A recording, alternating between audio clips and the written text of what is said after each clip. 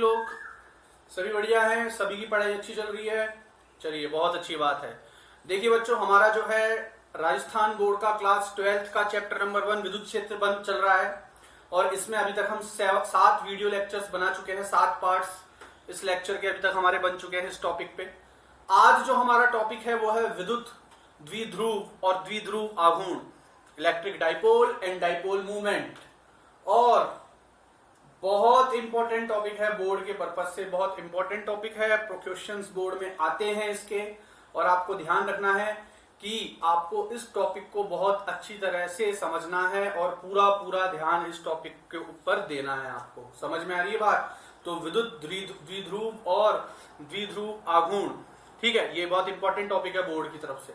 और सिर्फ मेरे कहने पर आप ये मत मानिए कि इंपॉर्टेंट टॉपिक है, कहीं ना कहीं अपनी भी खोज कीजिए, पुराने पेपर उठाइए, इस वीडियो के बाद देखिए किस टाइप के क्वेश्चन आए हैं, न्यूमेरिकल्स आए हैं, थ्योरी आई है, डेरिवेशन आया है, और इस टॉपिक को क्लियर रखिए बिल्कुल अपने दिमाग में, ठीक है। चलिए, तो अब अपने पेन और कॉपी के साथ तैयार हो जाइए। अब हम जो है स्टार्ट कर रहे हैं हमारा नेक्स्ट टॉपिक, इलेक्ट्रिक डाइपोल मतलब कि विद्युत द्विध्रुव। चलिए स्टूडेंट्स, तो आज हम देखेंगे विद्युत द्विध्रुव। सबसे पहले हमारा टॉपिक है विद्युत द्विध्रुव।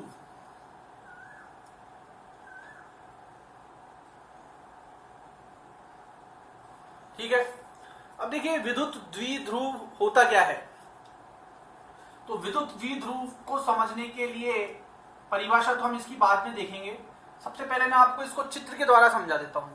मान लीजिए एक माइनस क्यू चार्ज लिया मैंने, एक प्लस क्यू चार्ज लिया, एक माइनस क्यू लिया, एक प्लस क्यू लिया, और इन दोनों के बीच में जो दूरी है, ये जो दूरी है इन दोनों के बीच में, ये बहुत कम है, बहुत छोटी दूरी लेते हैं हम। बहुत छोटी से क्या मतलब है कि जैसे नैनोमीटर में ले ली 10 की घात -9, समझ में आ रही है बात, या आर्मस्ट्रांग में ले ली 10 की घात -10, इस तरह से। तो बहुत ही छोटी दूरी है ये, ठीक है। हालांकि मैंने यहाँ पे इसको इतना बड़ा बनाया है, पर ये इतनी बड़ी है नहीं। पर अगर मैं इसको यहाँ बिल्कुल पास में रख दूंगा तो फिर चित्र समझ में नहीं आएगा। तो ये जो दूरी है इन दोनों के बीच की बहुत छोटी होती है, और इनका जो परिमाण होता है वो समान होता है, परंतु इनकी जो प्रकृति होती है वो विपरीत होती है। और ये जो पूरा सिस्टम है ये कहलाता है विद्युत द्विध्रुव। फिर से समझिए, दो समान परिमाण के आवेश लिए, समान परिमाण मतलब ये दो कूलाम का है तो ये भी 2 कूलाम का, परंतु विपरीत प्रकृति के लिए, एक माइनस का एक प्लस का, और उनके मध्य जो दूरी है वो कितनी है, बहुत ही अल्प, अत्यंत अल्प दूरी, मतलब बहुत ही छोटी दूरी है इन दोनों के मध्य। समझ में आ गई बात? तो ये जो पूरा सिस्टम होता है, ये जो पूरा निकाय होता है, इसको क्या कहा जाता है, विद्युत द्विध्रुव। चलिए मैं इसकी परिभाषा लिख देता हूं। तो देखिए डेफिनेशन या परिभाषा कहती है, जब दो समान परिमाण एवं विपरीत प्रकृति के आवेश, इनका परिमाण समान है, ये 2 कूलाम का है तो ये भी 2 का है, ये 5 का लोगे तो ये भी 5 का है, विपरीत प्रकृति का है, एक माइनस का है एक प्लस का है, आवेश परस्पर अत्यल्प दूरी पर, बहुत ही छोटी दूरी, बहुत छोटी कितनी बोली मैंने, 10 की घात -9 या 10 की घात -3 माइक्रो, ठीक है, इस प्रकार की दूरी है। आर्मस्ट्रांग है 10 की घात -10, इस प्रकार से बहुत छोटी दूरी है पर स्थित हो, तब इस प्रकार के निकाय को विद्युत द्विध्रुव कहते हैं। तो ये जो पूरा सिस्टम बनता है, फिर इस प्रकार के निकाय को क्या कहा जाता है, विद्युत द्विध्रुव कहा जाता है। ठीक है, पहुंच करके आप इस डेफिनेशन को और इस चित्र को उतार लीजिए, एक बार इसको नोट कर लीजिए। चलिए आगे देखिए, नोट कर लिया आप लोगों ने इसे, आगे देखिए।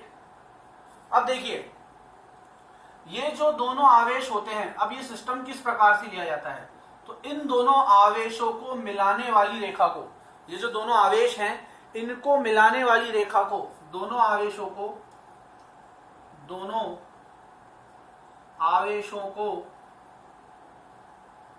मिलाने वाली रेखा को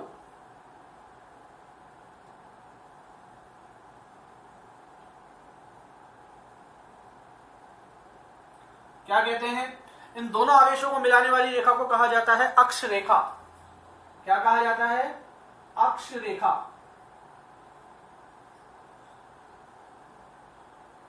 अक्ष रेखा कहते हैं। तो यहां अक्ष रेखा कौन हो गई, ये जो रेखा इन दोनों आवेशों को मिला रही है, ये रेखा क्या कहलाती है, अक्ष रेखा कहलाती है। क्या कहलाती है, अक्ष रेखा।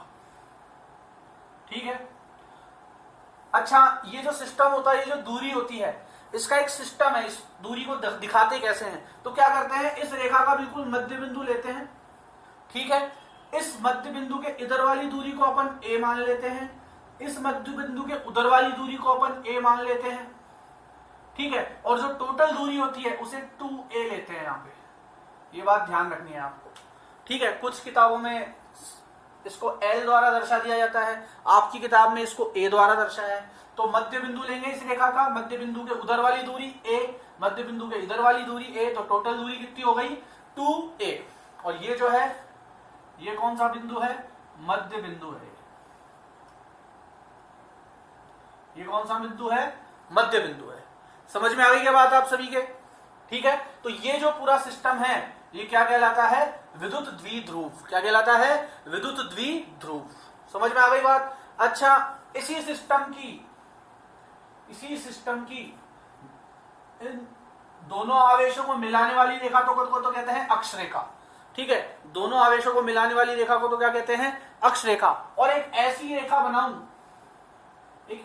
बनाऊं जो इस रेखा के क्या हो, इस रेखा की क्या हो,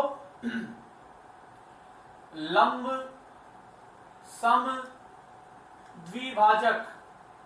बड़े ध्यान से देख लेना भाई इन चीजों को, ये क्योंकि आगे डेरिवेशन में काम आएगी और डेरिवेशन बहुत इंपॉर्टेंट है। तो इस दोनों आवेशों को मिलाने वाली रेखा का जो लंब समद्विभाजक होता है, लंब समद्विभाजक क्या होता है, जो लंब भी हो और कहां से निकल गुजर रहा हो, जिस रेखा पर लंब है उसके मध्य बिंदु से, इस रेखा के मध्य बिंदु से गुजर रही है ये रेखा और लंब है, तो ये क्या कहलाएगी, इसकी लंब समद्विभाजक। और जनरल भाषा में या फिजिक्स की भाषा में इसको क्या कहता है, ये निरक्ष। इस रेखा को क्या कहते हैं, निरक्ष, ठीक है, निरक्ष कहते हैं इसको। इक्वेटोरियल लाइन, तो समझ में आ गई बात, इक्वेटोरियल लाइन कहते हैं इसको। और इन दोनों को रेखा को जो मिलाती है वो कहलाती है एक्सिस, मतलब कि अक्ष। समझ में आ गई बात। और इस अक्ष के ऊपर जो लंब समद्विभाजक होती है उसे कहते हैं निरक्ष, ठीक है। तो ये कंप्लीट आपको जो ये सब चीजें हैं, ये जो मैंने पॉइंट वाइज समझाई है, ये सब आपको बुक में भी मिल जाएगी आपके, ठीक है। इसको अपनी लैंग्वेज में आप कॉपी में नोट कर लीजिए वीडियो को पॉज करके। फिर अब हम जो है हमारा अगला टॉपिक देखते हैं, द्विध्रुव आघूर्ण। समझ में आ गई बात, द्विध्रुव आघूर्ण देखेंगे। ये हमारा था विद्युत द्विध्रुव, अब देखेंगे द्विध्रुव आघूर्ण। तो इसको आप नोट कर लीजिए।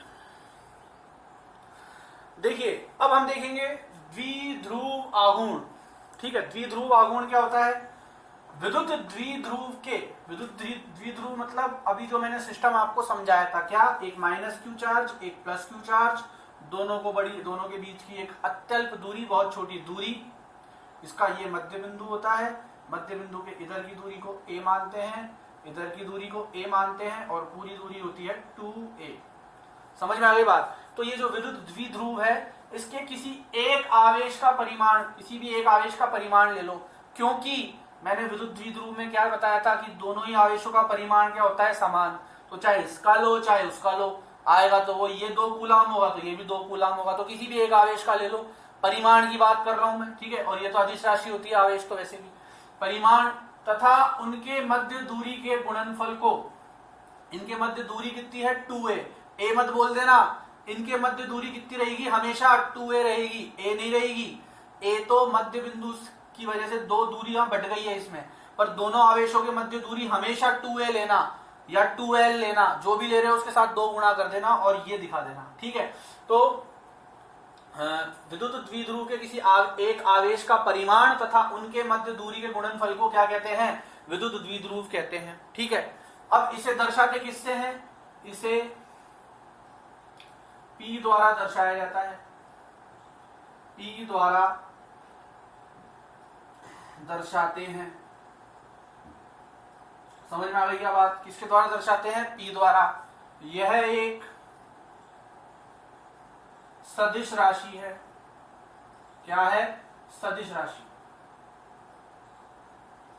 तो इसको P द्वारा दर्शाया जाता है। तो कहीं ना कहीं मैं कह सकता हूं कि जो द्विध्रुव आघूर्ण होगा या डाइपोल मूवमेंट जो होगा, उसका फॉर्मूला क्या आएगा, P बराबर क्या, किसी एक आवेश का परिमाण, या तो इसका ले लो या इसको, तो मैं Q मान लेता हूं आवेश का परिमाण, तो Q तथा उनके मध्य दूरी के गुणनफल, इनके मध्य दूरी कितनी है 2a, तो Q इंटू 2a, या 2QA भी बोल सकते हैं आप, 2QA भी बोल सकते हैं, बट सही रूप यही रहेगा इसका, Q इंटू 2A।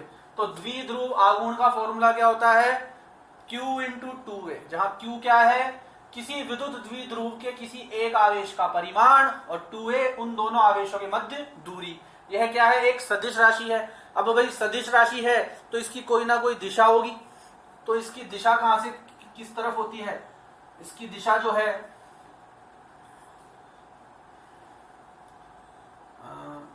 P की दिशा या P वेक्टर की दिशा, हमेशा ध्यान रखना है इसकी जो दिशा होगी, इसकी जो दिशा होगी वह जो आपने विद्युत क्षेत्र की रेखाएं पढ़ी थी उसकी विपरीत होगी। विद्युत क्षेत्र की रेखाएं प्लस से निकल रही थी और माइनस में जा रही थी क्या, पिछले लेक्चर में, मतलब जो हमने 6th लेक्चर पढ़ा था उसमें प्लस से निकलती थी और माइनस में जाती थी।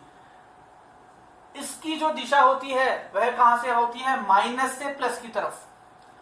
विद्युत द्विध्रुव आघूर्ण की जो दिशा होती है वो कहां से होती है, माइनस से प्लस की ओर, माइनस से प्लस की ओर होती है, ऋणात्मक से धनात्मक की ओर होती है। हमेशा ध्यान रखना है द्विध्रुव आघूर्ण की, क्योंकि देखो, क्योंकि एक सदिश राशि है, सदिश राशि है तो इसका परिमाण तो ये रहा, और दिशा क्या होगी, माइनस से प्लस की ओर। ये सभी इंपॉर्टेंट चीजें हैं जो आगे आपकी डेरिवेशन में काम आएगी। फिर बोल रहा हूं, बोर्ड के लिए इंपॉर्टेंट टॉपिक है ये, ठीक है। तो ये छोटी छोटी चीजें जो शुरू का बेसिक है ये क्लियर होगा तो आगे की डेरिवेशन आप समझ पाएंगे ढंग से, तो इसे ध्यान रखना है, ठीक है। चलिए इसकी इकाई की बात कर लेते हैं। अब इकाई क्या होगी भाई इसकी, Q की इकाई क्या होती है, Q क्या होता है, चार्ज की इकाई होती है कूलाम। A क्या है यहाँ, दूरी की क्या होती है, मीटर, तो कह सकता हूं कूलाम मीटर, कह सकता हूं मैं कूलाम मीटर, ठीक है। चलिए विमा की बात कर लेते हैं इसकी, अब इसकी विमा की भी बात कर लेते हैं, ठीक है। तो देखो इसमें m तो 0 होगा, द्रव्यमान की तो कोई बात ही नहीं हो रही है, द्रव्यमान की बात हो रही है क्या, नहीं हो रही। L क्या होगा भाई, L1 होगा क्योंकि मीटर कितनी बार है, एक बार है। अच्छा T, और इसमें एक चीज और लेंगे हम, इसका एक काम कीजिए, इसको आप नोट कर लीजिए पहले, यहां तक नोट कर लीजिए, इसके बाद मैं आपको बताता हूं कि इसकी विमा कैसे ज्ञात करेंगे, क्योंकि इसको अलग से समझाना पड़ेगा। यहां तक नोट कर लीजिए आप इसको। तो ये हमारा हो गया द्विध्रुव आघूर्ण, ठीक है। क्या होता है, किससे दर्शाते हैं, P से दर्शाते हैं। क्या होता है भाई, जो कोई विद्युत द्विध्रुव है उसके किसी भी एक आवेश का परिमाण और उन दोनों के मध्य की दूरी का गुणनफल। दिशा क्या होती है, माइनस से प्लस की ओर। इकाई क्या होगी, कूलाम मीटर। विमा क्या होगी वो अभी मैं समझाऊंगा, इसको नोट कर लो पहले। तो देखिए अभी हमने लिखा कि P बराबर होता है 2Q इंटू 2A, ये देखा अभी हमने। तो अब अभी मैंने आपको बताया कि भाई इसकी इकाई तो हो जाएगी कूलाम मीटर, ठीक है। अच्छा विमीय रूप लिखना है मेरे को, तो देखो कूलाम का क्या होता है, m0 L0 T1 A1, और m क्या है, यहाँ दूरी है तो दूरी का तो हो जाएगा m तो 0 हो जाएगा, द्रव्यमान की कोई बात नहीं हुई यहाँ पे। L दूरी होती है, दूरी है क्या, हाँ बिल्कुल, लेंथ तो है हमारे पास। और कूलाम क्या होता है, T1 A1, तो ये इसका विमीय रूप हो जाएगा। अब आपका एक होमवर्क सुन लीजिए, Fe जो आपने इलेक्ट्रोस्टैटिक फोर्स निकाला था KQ1 Q2 बटे R स्क्वायर, इसका विमीय रूप आपको करना है। इलेक्ट्रिक फील्ड KQ बटे R स्क्वायर, इसका आपको विमीय रूप लिखना है।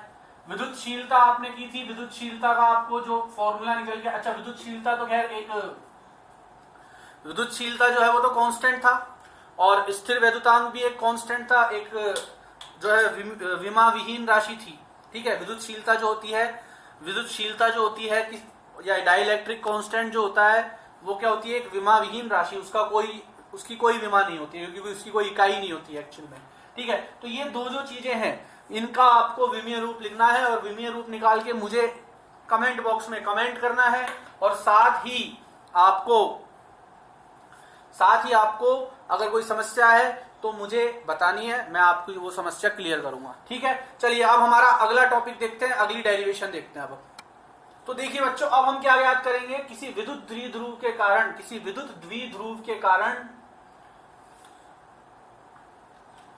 उसकी अक्षीय रेखा पर मध्य बिंदु से r दूरी स्थित बिंदु पर विद्युत क्षेत्र। देखो डेरिवेशन है ये, पर डेरिवेशन को समझने के लिए पहले इस लाइन को समझो कि हमें निकालना क्या है डेरिवेशन में, तो डेरिवेशन समझ में आएगा। ठीक है, रटना बिल्कुल नहीं है कि ठीक है हम तो इसको मेमोराइज कर लेंगे, बिल्कुल नहीं। एक एक चीज, छोटी से छोटी, बारीक से बारीक चीज क्लियरली आपको समझ में आनी चाहिए। तो पहले तो ये समझो निकाल क्या रहे हो, विद्युत द्विध्रुव। जहां विद्युत द्विध्रुव शब्द आ गया, एक द्विध्रुव बना दो, -q + q, दोनों के बीच में अति अल्प दूरी। इस बार एक लाइन से बना देता हूं मैं, एक अति अल्प दूरी से इनके बीच की दूरी जो है वो अत्यल्प है, बहुत छोटी है। इनके बीच एक मध्य बिंदु है, यहां से यहां तक की दूरी जो है, मान लो मध्य बिंदु O है, यहां से यहां तक की दूरी A, यहां से यहां तक की दूरी A, और ये पूरी दूरी 2 है। ये क्या बन गया, एक विद्युत द्विध्रुव बन गया।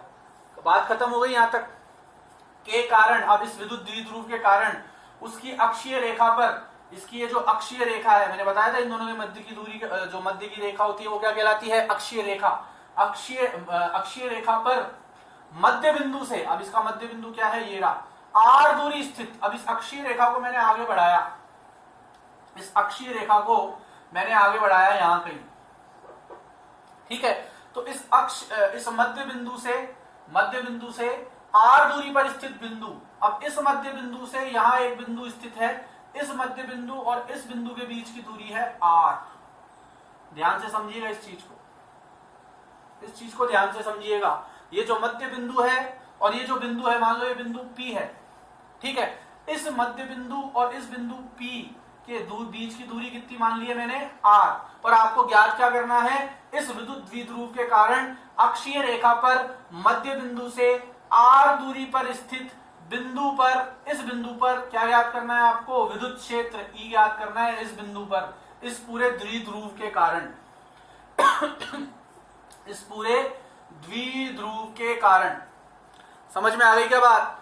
तो ये चीज और डायग्राम समझ में आना चाहिए पहले तो। नहीं समझ में आया तो पॉज करके पीछे ले आके दोबारा देखो, बारीक देखो, एक एक चीज क्लियर होगी तो आप कंसेप्ट समझ लोगे। तो डेरिवेशन तो फिर आप अपने मन से कर सकते हैं। ठीक है, जरूरी नहीं आप एग्जैक्ट किताब के हिसाब से चलें। मैं अभी आपको सिर्फ दिखाऊंगा, मैं एग्जैक्ट किताब के हिसाब से नहीं चलूंगा। ठीक है, हमारे लिए क्या सरल रहे और कोई चीज छूटे भी नहीं, और एग्जाम में हम उसे कर भी पाए। ज्यादा उलझाना नहीं है, उसको सुलझाते हुए कैसे करना है, पर उसके लिए आपको ये तो पता होना चाहिए हम निकाल क्या रहे हैं और चित्र क्या बनेगा। ये दो चीजें क्लियर होनी चाहिए पहले आपके माइंड में। ठीक है, ये समझ में आ गया आपको? चलिए, बहुत अच्छी बात है। तो मुझे बेसिकली करना क्या है, इस विद्युत द्विध्रुव के कारण इस बिंदु पर क्या ज्ञात करना है, विद्युत क्षेत्र ज्ञात करना है। क्या ज्ञात करना है, विद्युत क्षेत्र ज्ञात करना है। चलिए, इसको आप एक बार इसको नोट कर लीजिए, क्योंकि देखिए डेरिवेशन थोड़ा बड़ा है। हालांकि मैं उसको बिल्कुल कोशिश करूंगा सिंप्लीफाइड तरीके से एक बार में हो जाए, बट इन केस नहीं हो पाए तो मेरे को ये हेडिंग वगैरह फिर हटानी पड़ेगी यहाँ से। तो इसलिए आप इस हेडिंग को और इस चित्र को एक बार कॉपी कर लीजिए पॉज करके, फिर हम आगे चलते हैं। चलिए देखिए, मैं मान लेता हूं ये जो चार्ज है, ये जो आवेश है, ये तो 1 नंबर आवेश मान लेता हूं मैं। ये कितने नंबर का आवेश है, 1 नंबर का। और इस आवेश को, ये जो +q वाला आवेश है, इसको मान लेता हूं 2 नंबर का। ये बिंदु A मान लेता हूं, ये बिंदु B मान लेता हूं। समझ में आने के बाद A नंबर पर स्थित जो आवेश है वो 1 नंबर का है, जो B बिंदु पर जो आवेश है वह 2 नंबर का है। समझ में आ गई क्या बात? चलिए अब देखिए, इस बिंदु P पर इस पूरी के सिस्टम की वजह से मुझे क्या ज्ञात करना है, विद्युत क्षेत्र ज्ञात करना है। अच्छा भाई, थोड़ा बेसिक कंसेप्ट विद्युत क्षेत्र का हम बिल्कुल बेसिक सा कंसेप्ट समझ लेते हैं। क्या बताया था, +q में विद्युत क्षेत्र किस ओर होता है, बाहर की ओर, और -q में विद्युत क्षेत्र किस ओर होता है, अंदर की ओर। ये मैंने आपको पहले समझाया था जब विद्युत क्षेत्र मैंने पढ़ाया था। तो ये चीज आपको याद है। चलिए, अगर ये चीज आपको याद है, तो बहुत अच्छी बात है, अब आपको प्रॉब्लम नहीं होगी इसमें। तो देखिए क्या करना है हमें। क्या मैं ये कह सकता हूं कि +q के कारण, ध्यान से सुनना, +q के कारण इस बिंदु पर जो विद्युत क्षेत्र होगा वो इस तरफ होगा। विद्युत क्षेत्र की दिशा जो होगी वो इस तरफ होगी, क्योंकि प्लस के कारण कहां लगता है, बाहर की ओर। हमने देखा था ना, किसी आवेश की वजह से किसी बिंदु पर विद्युत क्षेत्र ज्ञात किया था, KQ/r² से किया था, किसी आवेश के कारण किसी बिंदु पर। तो क्या बताया था कि ये प्लस का है तो विद्युत क्षेत्र की दिशा यूं होगी, और अगर ये माइनस का है तो विद्युत क्षेत्र की दिशा यूं होगी। तो इस आवेश की वजह से, इस 2 नंबर का जो आवेश है, ये 2 नंबर का जो आवेश है, ध्यान से देखना, जो 2 नंबर का आवेश है उसकी वजह से बिंदु P पर जो विद्युत क्षेत्र की दिशा होगी वो यहां होगी। मैं कह सकता हूं ये जो विद्युत क्षेत्र है ये किसकी वजह से है, 2 नंबर की वजह से। और ये जो आवेश है -q, इसकी वजह से विद्युत क्षेत्र की जो दिशा होगी या विद्युत क्षेत्र जो होगा बिंदु P पर याद करना है हमें, r दूरी पर स्थित बिंदु P पर, ठीक है। तो बिंदु P पर -q की वजह से जो दिशा होगी वो अंदर की तरफ होगी, तो ये अंदर की ओर बना देता हूं, ठीक है। ये मैं मान लेता हूं 1 नंबर की वजह से विद्युत क्षेत्र इस तरफ, 2 नंबर की वजह से विद्युत क्षेत्र इस तरफ, कौन से बिंदु पर, बिंदु P पर, ठीक है। अगर आप इसको अलग से, जैसे मान लीजिए अलग से चित्र से समझना चाहें तो ये -q है, ये बिंदु P है, ठीक है, और इसकी वजह से तो अंदर की तरफ, और ये +q है और ये P है, इसकी वजह से दिशा जो है वो बाहर की ओर। समझ में आ गई बात? इसी को मैंने यहां बताया है। समझ में आ गई क्या बात? चलिए, अच्छा भाई एक बात मुझे बताइए, एक बात मुझे इसमें बताइए कि क्या E2 E1 से बड़ा होगा क्या? E2 E1 से बड़ा होने का मतलब क्या है? इस आवेश की वजह से जो विद्युत क्षेत्र है वो इस आवेश की वजह से विद्युत क्षेत्र होगा उस ज्यादा होगा ये वाला। क्यों? क्योंकि ये इस बिंदु के ज्यादा नजदीक है, और मैंने एक बात बताई थी आपको कि जो E होता है वो डायरेक्टली इनवर्सली प्रोपोर्शनल होता है, व्युत्क्रमानुपाती होता है R के। दूरी जितनी ज्यादा विद्युत क्षेत्र उतना कम, दूरी जितनी कम विद्युत क्षेत्र उतना ज्यादा। तो भाई P के नजदीक 2 नंबर वाला आवेश है, तो इसकी वजह से जो ये विद्युत क्षेत्र है E2 ये ज्यादा होगा, और A की वजह से या 1 नंबर वाला जो आवेश है वो इससे दूर है, ये वाला जो आवेश है ये इससे दूर स्थित है, तो इसकी वजह से विद्युत क्षेत्र होगा वो कम होगा।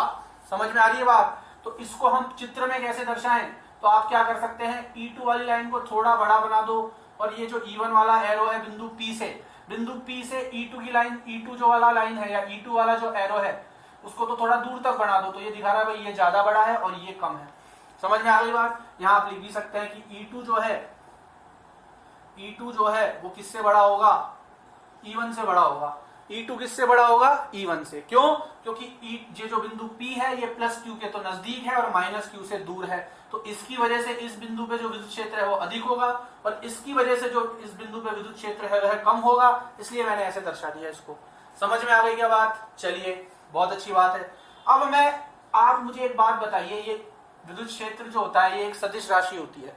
आपने 10th क्लास में सीखा था, इस दिशा में लग रहा है 5 न्यूटन का बल, इस दिशा में लग रहा है 2 न्यूटन का बल, तो नेट बल कितना लग रहा है? बोले सर 3 न्यूटन। कैसे पता लगाया? बोले सर 5 में से 2 को घटा देते हैं। यही तो करते थे, यही करते थे ना। तो आप मुझे ये बताइए कि इधर वाला जो विद्युत क्षेत्र है वो अधिक है, इधर वाला विद्युत क्षेत्र कम है, और ये वैसे भी एक सदिश राशि होती है विद्युत क्षेत्र, तो मैं कह सकता हूं कि P पे जो विद्युत क्षेत्र होगा वो किसके बराबर होगा, E2 माइनस E1 के। ज्यादा वाले में से कम वाले को घटा दो, P पे जो विद्युत क्षेत्र होगा वह किसके बराबर होगा, E2 माइनस E1 के। यहां तक बात क्लियर हो जानी चाहिए आपको बिल्कुल। चलिए आगे देखते हैं। अब E2 कितना, E2 निकाल लेते हैं पहले हम। E2 मतलब 2 नंबर की वजह से इस बिंदु पर, 2 नंबर की वजह से इस बिंदु पर विद्युत क्षेत्र, ठीक है। तो मैंने आपको बताया था किसी आवेश की वजह से किसी बिंदु पर विद्युत क्षेत्र कितना होता है। मान लो ये +q का आवेश है, ये P है, इन दोनों के बीच की दूरी मान लो r है, तो विद्युत क्षेत्र कितना निकाला था, kq/r², यही निकाला था। तो अब इसकी वजह से इस बिंदु पर कितना होगा, तो देखते हैं। देखो q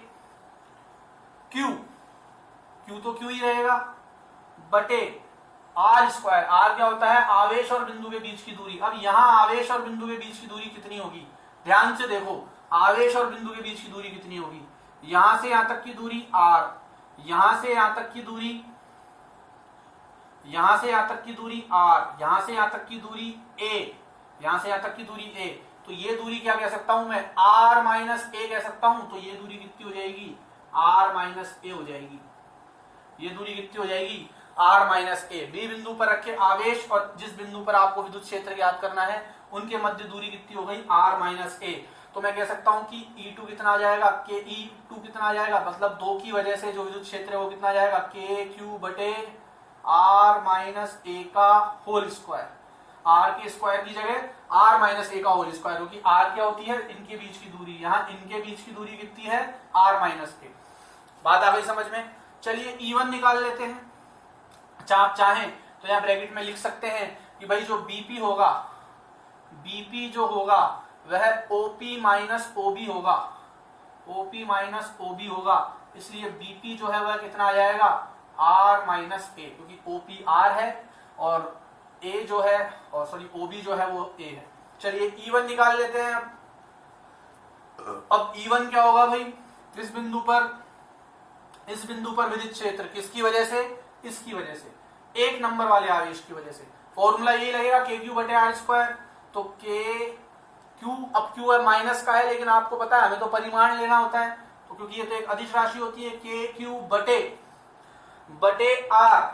अब आर यहाँ पे क्या होगा, इस बिंदु से दूरी कितनी है, इस बिंदु से दूरी कितनी है, तो देखिए यहां से लेके यहां तक की दूरी तो कितनी है, आर, यहां से लेके यहां तक की दूरी कितनी है, आर, और यहां से लेके यहां तक की दूरी कितनी है, ए। तो मैं कह सकता हूं यहां से लेके यहां तक की दूरी आर प्लस ए हो जाएगी, यहां से यहां तक की दूरी ए, यहां से यहां तक की दूरी आर, तो यहां से यहां तक की दूरी आर प्लस ए। तो मैं कह सकता हूं क्यू की दूरी पी से कितनी हो गई, आर प्लस ए, तो के क्यू बटे आर प्लस ए का होल स्क्वायर। यहां पे आप लिख सकते हैं कि भाई जो एपी होगा वह किसके बराबर होगा, एओ प्लस ओपी के, एओ प्लस ओपी के।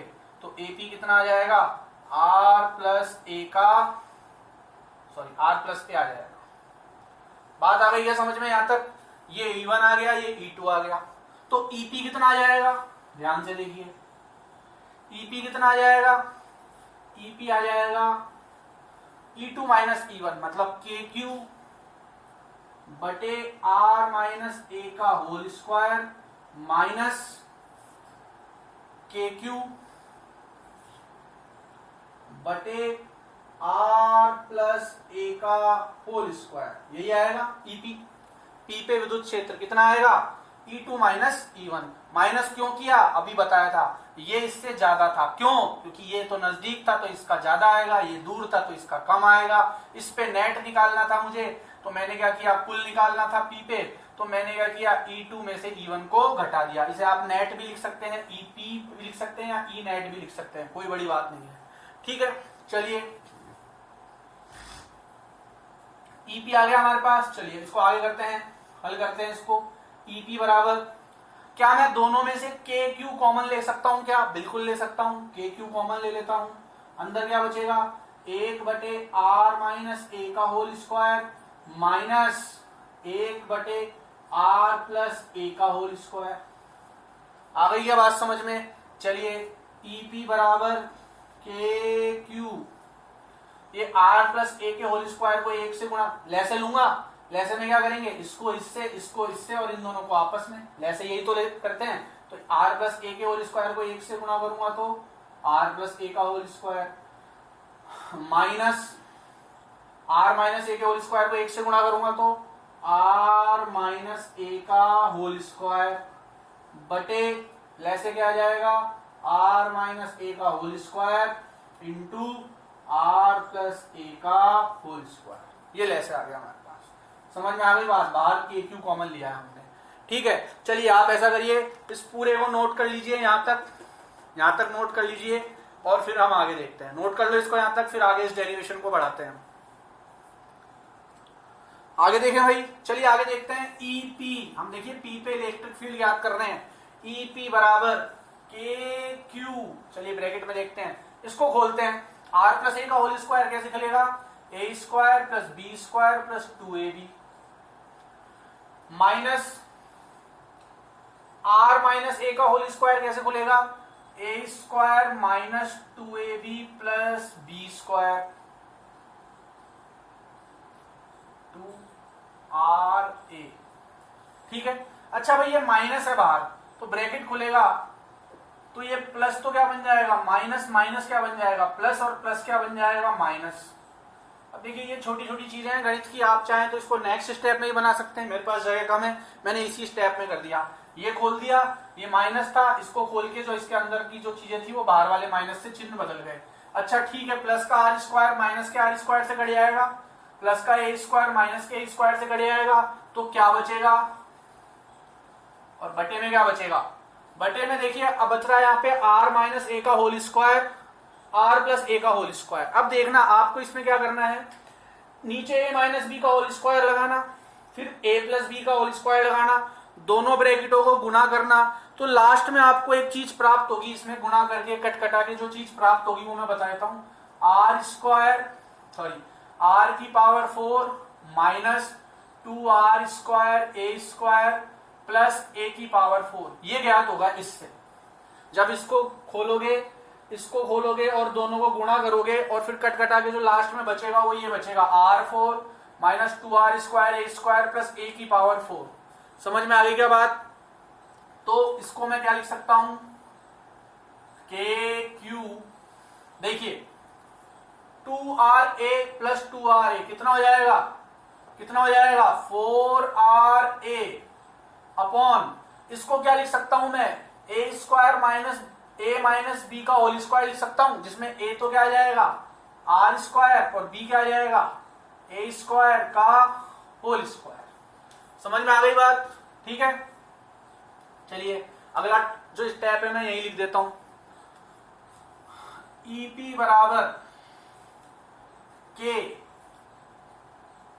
क्यू 4ra बटे, इसी को वापस लिख रहा हूं मैं, R square minus A square, ये तो हमारा लास्ट में आ गया। अब देखिए ये आप कह सकते हैं कि ये भी एक हमारा फॉर्मूला बन सकता है, कोई दिक्कत नहीं है। पी पे इलेक्ट्रिक फील्ड याद करना है तो ऐसे भी याद कर सकते हैं आप, बट आपको इसको याद नहीं रखना है। याद क्या रखना है वो मैं अभी बताता हूं आपको। देखिए ईपी बराबर के क्यू, अब ये जो 4 है ना 4, इस 4 को मैं तोड़ूंगा टुकड़ों में। कैसे तोड़ूंगा, देखिए इस 4 को मैं लिखूंगा 2q 2a इंटू आर, या 2 इधर लिख देता हूं 2k। 4 जो है उसको मैं 2 इंटू 2 लिख सकता था क्या? बिल्कुल लिख सकता था। तो 2 इंटू 2 ही है, ये अभी भी 4 ही है, पर इसको लिखा कैसे मैंने, 2 तो शुरू में लिखा, फिर k लिखा, फिर q लिखा, फिर a के साथ 2a लगाया और r। ये क्यों किया, इसके पीछे मेरा रीजन क्या था, क्योंकि मुझे पता है q इंटू 2a p होता है, अभी अभी बताया मैंने आपको, q इंटू 2a क्या होता है p, तो मुझे यहाँ पे q इंटू 2a चाहिए था, इसलिए मैंने इसको ऐसे लिखा है। ठीक है, बटे R square minus A square का होल स्क्वायर। समझ में आ गई बात? ठीक है, चलिए तो ईपी बराबर 2k, अब q इंटू 2a को क्या लिख सकता हूं मैं, p इंटू आर बटे R square minus A square का होल स्क्वायर। ये q इंटू 2a अभी बताया था, p किसको दर्शाया था, p किसको दर्शा रहे थे हम, डाइपोल मूवमेंट को, ठीक है, विद्युत ध्रुवीय आघूर्ण को, तो वही है ये चीज, ये जो q2 है इसकी जगह p लिख दिया मैंने। समझ में आ गई बात? चलिए आगे देखते हैं। तो EP बराबर, अब देखिए, अब एक चीज में देखिए आप, क्या मैं ये कह सकता हूं कि ये जो K है, ये जो K है इसको मैं 1/4 पाई एप्सिलॉन नॉट लिख सकता हूं, क्योंकि हम इसको, ये जो पूरा सिस्टम है इसको मुक्त आकाश या निर्वात या वायु में मान रहे हैं, और वहां हम क्या लगा देते थे, एप्सिलॉन नॉट। ये जो चार्ज रखे हैं कहां मान रहे हैं हम, ये वहां रखे हैं, या तो निर्वात में या मुक्त आकाश में या वायु में। ठीक है, ये 2p और इसको लिख सकता हूं r। ठीक है, अच्छा एक बात मुझे बताइए, अब आप कहीं ना कहीं ये जो दूरी मैंने ली थी, ये जो बिंदु P लिया था मैंने, ये जो बिंदु P लिया था, ये तो मैं कम से कम सेंटीमीटर में तो लूंगा, ये तो मैंने अपने मन से माना है। तो ये जो बिंदु है P वाला, जो मैंने P लिया था मध्य बिंदु से, मैंने लिया था ना मध्य बिंदु से P, कितनी दूरी पर, R दूरी पर, ये जो बिंदु, ये जो दूरी है R, ये इससे तो बहुत बड़ी होगी, क्योंकि शुरू में ही हमने बता दिया था कि इन दोनों के मध्य जो दूरी होती है बहुत अल्प होती है, अत्यल्प, मतलब 2a बहुत छोटा होता है। जब 2a छोटा है तो a तो और भी छोटा है, a तो बहुत छोटा है, 10 की घात -9, 10 की घात -6 या 10 की घात -10, इस तरह से है, अत्यल्प है। और r कम से कम 1 सेंटीमीटर भी है, तो 1 सेंटीमीटर भी इससे तो बहुत बड़ा है। तो मैं कह सकता हूं कि जो r है वो, काम करता हूं मैं, यहां लिख देता हूं कि जो r है वह a से बहुत बड़ा है। r जो है, ये जो r दूरी, ये जो बिंदु P लिया है मैंने, ये तो मैंने लिया है ना अपने मन से, ये तो कम से कम 1 सेंटीमीटर पे तो लूंगा।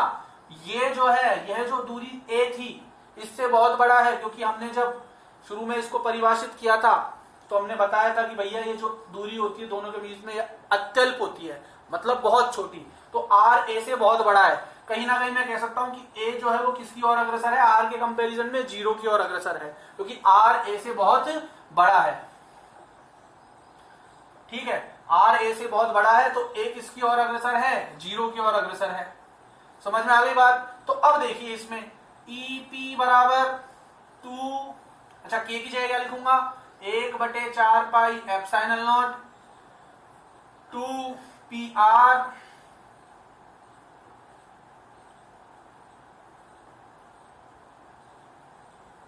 2PR बटे, इस a को तो मैं 0 रख दूंगा, क्योंकि r के कंपैरिजन में तो ये बहुत छोटा है, r के कंपैरिजन में तो बहुत छोटा है। तो a की जगह क्या आ जाएगा, 0, तो r स्क्वायर का होल स्क्वायर ही रह जाएगा, तो वो क्या हो जाएगा, r की घात 4, क्या बन जाएगा, r की घात 4, और r की घात 4 से ये कट जाएगा 3 बार, तो क्या बन जाएगा, EP बराबर 1/4 पाई एप्सिलॉन नॉट 2P बटे R क्यूब। ये आपको याद करना है,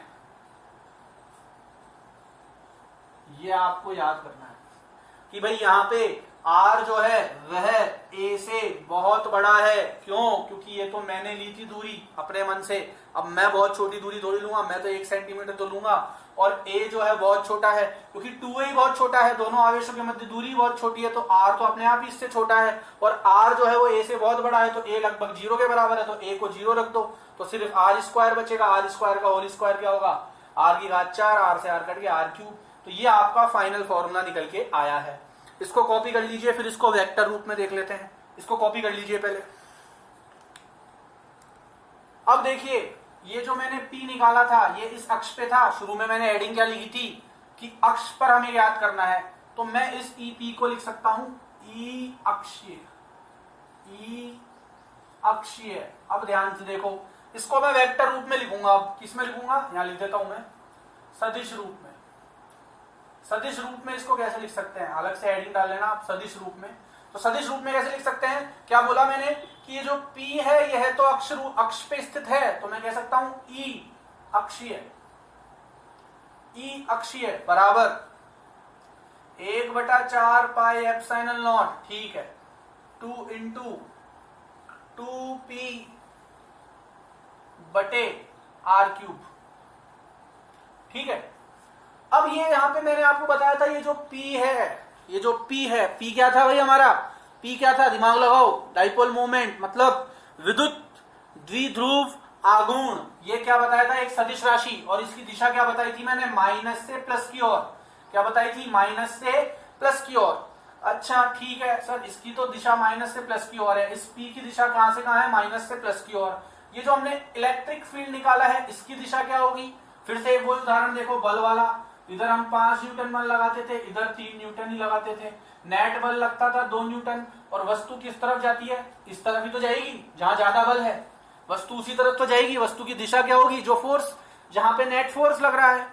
तो इसी प्रकार इधर जो बल लग रहा है E2 वह E1 से अधिक है, तो नेट बल तो क्या होगा, E2 माइनस E1, और कौन सी दिशा में, सॉरी बल नहीं, विद्युत क्षेत्र, विद्युत क्षेत्र। इधर E2 जो विद्युत क्षेत्र है वह E1 से ज्यादा है, और नेट विद्युत क्षेत्र तो क्या होगा, E2 माइनस E1, और कौन सी दिशा में होगा, जिस दिशा में ज्यादा विद्युत क्षेत्र है, इस दिशा में।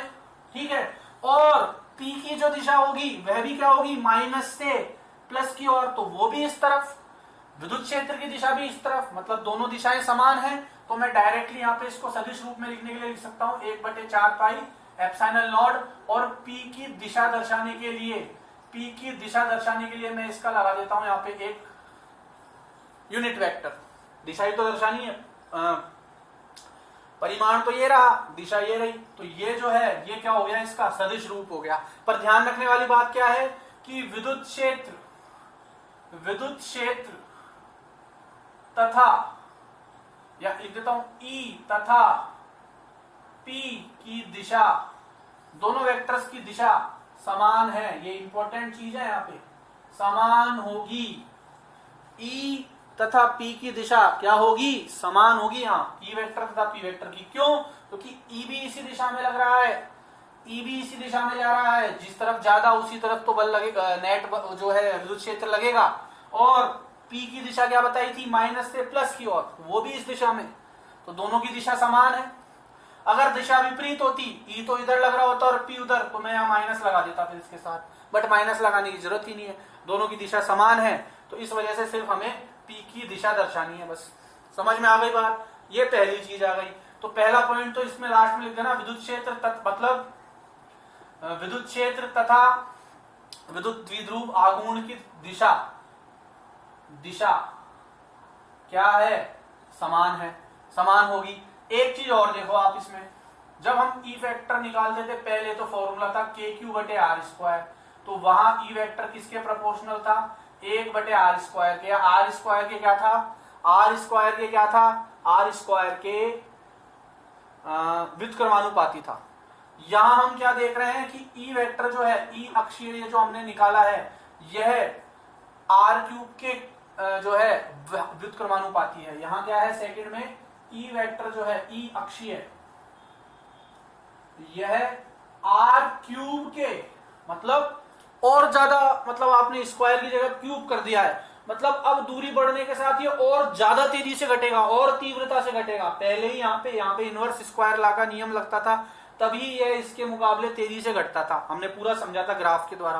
अब तो ये मान लो कि ग्राफ कुछ ऐसे जाएगा, वहां तो फिर भी थोड़ा सा घुमाव तो आ रहा था, अब तो धम से नीचे गिरेगा, ये लो भैया, बिल्कुल ऐसा हो जाएगा ये, क्योंकि यहाँ पे R की घात कितनी आ गई, 3। तो दूरी बढ़ाने पर किस स्थिति में, विद्युत इलेक्ट्रिक डाइपोल विद्युत द्विघूर्ण की दिशा में, ठीक है, विद्युत द्विघूर्ण की दिशा में जो E वेक्टर है वह दूरी बढ़ने पर क्यूब में घटेगा। अब क्यूब में घट रहा है, नॉर्मल स्थिति में स्क्वायर में घटता था, अब तो बहुत ही तेजी से घटेगा। मतलब अगर आपने R को, चलो बता देता हूं मैं, मान लो R आपने 2 ले लिया, दुगना कर दिया, आपने R दुगना कर दिया, तो ये 8 गुना कम हो जाएगा। पहले 4 गुना होता था, अब 8 गुना कम हो जाएगा। समझ में आ गई बात, ठीक है। अगर R आपने दुगना बढ़ाया तो ये E जो है ये 8 गुना कम हो जाएगा। समझ में आ गई क्या बात, ठीक है। इसको अब आप कॉपी कर लीजिए। तो ये जो है हमारा फाइनल सदिश रूप आ गया, ठीक है, और ये हमारा परिमाण के रूप में आ गया। यहाँ पे दिशा किस दिशा में है, जब अक्षीय रूप में लेंगे या अक्ष पे निकालेंगे, अक्ष के किसी बिंदु में, जहां हमने मध्य बिंदु से निकाला था R दूरी पर स्थित, तो जो P की दिशा होगी, ठीक है, जो आघूर्ण की दिशा होगी, विद्युत द्विध्रुव आघूर्ण की, वही दिशा किसकी होगी, इलेक्ट्रिक फील्ड की होगी। अब देखिए, थोड़ा आप देखेंगे कि मैंने जो करवाया और किताब में जो है उस डेरिवेशन में थोड़ा बहुत अंतर है। देखो, हमें इसको आसान बनाना है खुद के लिए, मुश्किल नहीं बनाना है। अब किताब में शुरू से 1/4 पाई एप्सिलॉन नॉट लिखते हुए चल रहा है, मैंने लास्ट में लिख दिया, ठीक है। किताब ने दिशा को पहले ले लिया, मैंने लास्ट में दर्शा दिया। समझ में आ रही बात, मैंने किस पे जोर दिया, मैंने इस चीज पे जोर दिया। कहीं ना कहीं एनसीईआरटी में भी आपको, जो एनसीईआरटी की किताब है या जो फिजिक्स की अच्छी रिफ्रेशर से एचसी वर्मा वगैरह, उसमें भी यही डेरिवेशन आपको मिलेगा। तो ये बिल्कुल परफेक्ट डेरिवेशन है, समझने के हिसाब से है, ठीक है। तो इसको नोट करके कॉपी कर लीजिए। वैसे मैंने आज सोचा था कि आपको अगला वाला जो है निरक्ष वाला, वह डेरिवेशन भी करवा दूंगा, बट ये वीडियो काफी बड़ा हो चुका है, लगभग 48-49 मिनट का हो चुका है, तो इससे ज्यादा बड़ा मैं वीडियो अपलोड नहीं कर पाता हूँ, बहुत दिक्कत आती है।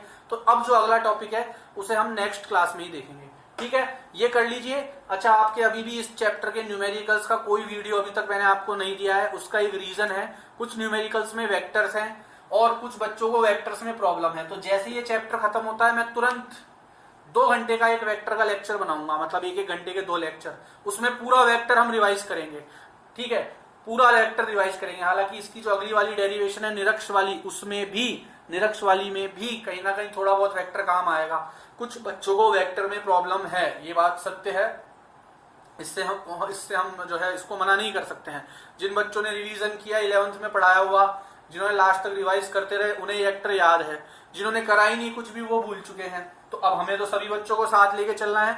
तो इस समस्या को देखते हुए एक वेक्टर का लेक्चर पहले तैयार करेंगे, फिर न्यूमेरिकल्स देखेंगे हम, तो उसमें मजा ही अलग आएगा फिर न्यूमेरिकल्स हल करने का। चीजें कंसेप्ट क्लियर होनी चाहिए, ये नहीं बस हाँ ठीक है अब मैं बोल रहा हूं इसलिए ऐसा होना चाहिए, नहीं, आप प्रश्न उठाया करो, ऐसा हुआ तो क्यों हुआ, सर ने तो बोल दिया, सर का काम था बोलना, पर वास्तव में क्यों हुआ, कारण पता लगना चाहिए। फिजिक्स है ये, ठीक है, कोई हिंदी या इंग्लिश नहीं रट रहे हम, ठीक है, और हिंदी इंग्लिश को भी कहीं ना कहीं समझना होता है। तो भैया ये तो फिजिक्स है, ये फिजिक्स जो है ये आपके जीवन में होने वाली हर छोटी सी घटना का कारण आपको बता रही है। तो ये कितना बड़ा काम कर रही है आपके लिए, आपको आपके जीवन में घटित होने वाली हर छोटी से छोटी घटना का रीजन बताती है आपको ये फिजिक्स। ठीक है, आप ये जो मेरी आवाज सुन पा रहे हो, कैमरे पे आप देख पा रहे हो, कैमरा रिकॉर्ड कर पा रहा है, मोबाइल की स्क्रीन चला रहे हो, सब फिजिक्स। ठीक है, तो ये इसको तो समझना ही पड़ेगा, इससे आप रटने का मतलब इसको रटने का काम नहीं कर सकते हो आप। इसमें समझ में आ रही है बात। तो पहले हम वेक्टर्स देखेंगे, फिर न्यूमेरिकल्स देखेंगे। न्यूमेरिकल्स के वीडियो तैयार है मेरे पास, पर बीच बीच में मैंने देखा वेक्टर्स की कुछ चीजें आई और कुछ बच्चों ने मेरे को बता रखा है सर हमें वेक्टर्स में प्रॉब्लम है, तो मुझे उनके वेक्टर्स क्लियर करने पड़ेंगे। ठीक है, चलिए इसको कॉपी कर लीजिए। आज के लिए इतना ही देखेंगे, धन्यवाद।